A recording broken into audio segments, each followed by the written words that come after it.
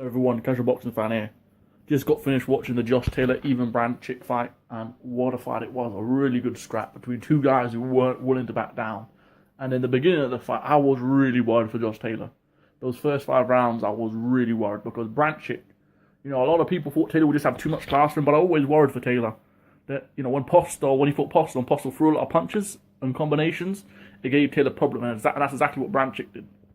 Baranchyk threw a lot of punches. Yeah, they were wide. Yeah, they were a bit crude at times, but he threw and they were fast.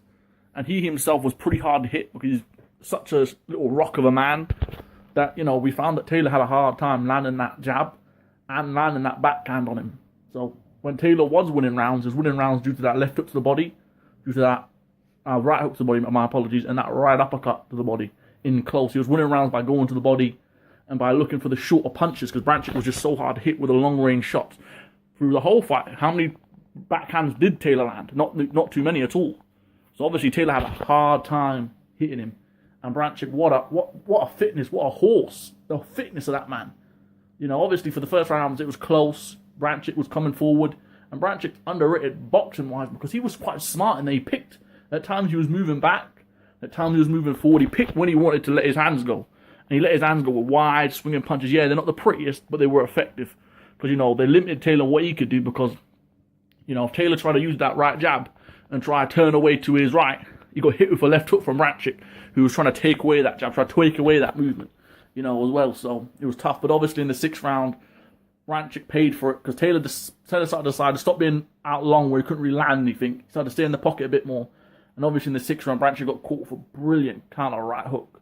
That right hook started to land, and, Baranchyk in that round got clipped, got knocked down. I thought the fight would be over, but no, he's a warrior. He gets up, and then Taylor goes at him again, lands some straight shots, knocks him down again.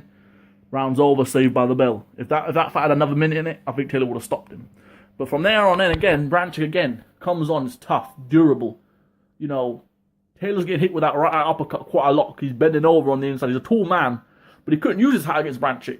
Because Baranchyk was such a dog in there that every time Taylor stood upright and tried to use straight shots, use his backhand, Baranchyk would lunge in there with jabs, would lunge in there with hooks.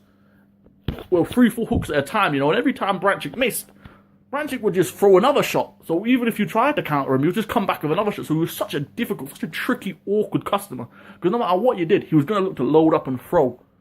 And that's what made Baranchyk dangerous, his ability to throw in combinations, the ability to throw more than once at a time with power. And that's what gave Taylor had a lot of trouble in the fight. This is not as easy fight as the scorecard said. This was a tough fight, and you could tell by Taylor's face this was a tough fight. And Baranchyk pushed him to the limit.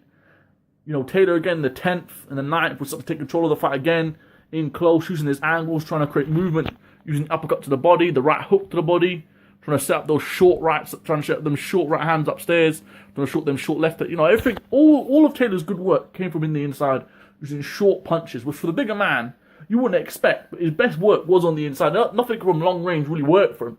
When he stood outside, it gave Baranchyk time to put pressure on him, to try and land the hooks, and to land the body shots. So when Taylor was inside, he was able to maybe step around him and use those shots a bit better, because Taylor just couldn't establish his jab this fight.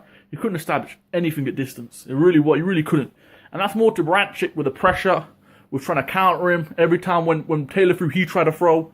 And obviously that ended up costing him in the 6th round, but still, it took away a lot of the long-range boxing ability of Taylor. And, that's a worry for Taylor, because Postel was able to take away a lot of the long-range boxing of Taylor as well, and force him to really push the pressure again. So, I wonder how Taylor's going to do against Regis Prograis, another guy who looks like he can fight quite well on the outside. Obviously, maybe not, if Regis Prograis, Taylor's going to be a really good fight. I'm not going to do a review on who I think will win now, but there's definitely things Prograis can take advantage of that Taylor's showing. I think Taylor does need a bit more work in the gym on certain things, especially at distance, working on, the jab, working on the backhand, because he just couldn't establish him this fight, and he struggled to establish him last fight. So it really is just what he can do. But that right hook to the body is a beautiful punch. It really is. The way he just steps to the side and he feints and he gets in there, those things there. Taylor's slick. Taylor's a good body puncher. He's a good short puncher. He can fight on the inside. He can fight on the outside. He's very varied. He's got a lot of variability to him. Got a lot of skills to him. Barancyk's a monster. He's called the Beast for a reason, and you know why. He's just an absolute monster. The stamina on him, And his style, he's hunched over. And even when he's hunched over, it's hard to land the uppercut on him because he's just so tight like a rock. Obviously, that leaves his body exposed, but he's just so tight like a rock.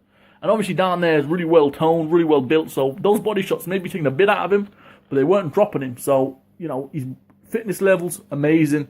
Boxing skills, though, he's a bit too crude, a bit too wild. You know, if he didn't get knocked down in those 6 rounds, I think the fight would have been much closer. But obviously, he got knocked down in those 6 rounds, and that kind of, it was hard for him to recover from then. Especially when he started to fatigue during the middle round of the fight. Those punches didn't have as much power. And I felt that gave Taylor more confidence to stay on the inside now and just try and trade with him. And just try and catch his shots and then fight and then fire off his shots. So, it was a good fight. You know, it wasn't the best performance from Taylor because some people thought Taylor would blow him out or Taylor would outclass him. And that wasn't the case. Baranchyk wasn't outclassed in my opinion. Baranchyk was always in the fight. Yeah, he was always looking to do the same thing. But that kept Taylor on his toes. That kept Taylor cautious. And let me tell you something. If Taylor could do what he wanted, Taylor would have stayed on the outside and jabbed him all night. But Baranchyk wasn't going to allow him to do it. Baranchyk made him fight for this victory. Made him work for this victory. And, you know, hats off to Baranchyk. He's a good fighter. A lot better than what people would tell you about him. But Taylor moves on now. Taylor's on to the final of the World Boxing Super Series. He's going to take on Regis Prograis.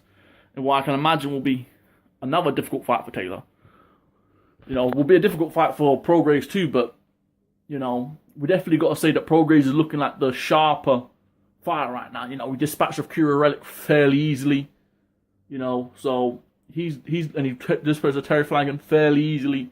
While, you know, Taylor's had to come through a very tough fight. So I look forward to seeing that fight. That's going to be a fantastic fight between those two. Tough fight, but, you know, hats off to Taylor, the new champion. You know, he deserves it. He's worked hard for it. He's got a great resume. But, man, what a fight. Anyway, thank you guys for listening, man. I'm about to enjoy the other night of boxing. We still got Deontay Wilder, Dominic Brazil, Gary Russell, Kiko Martinez. Now we've got to try and catch what I can of the Billy Joe Saunders fight. Hopefully, that's a decent little performance too. But, you know, great fight from Baranchyk, great fight from Taylor. Thank you all for listening.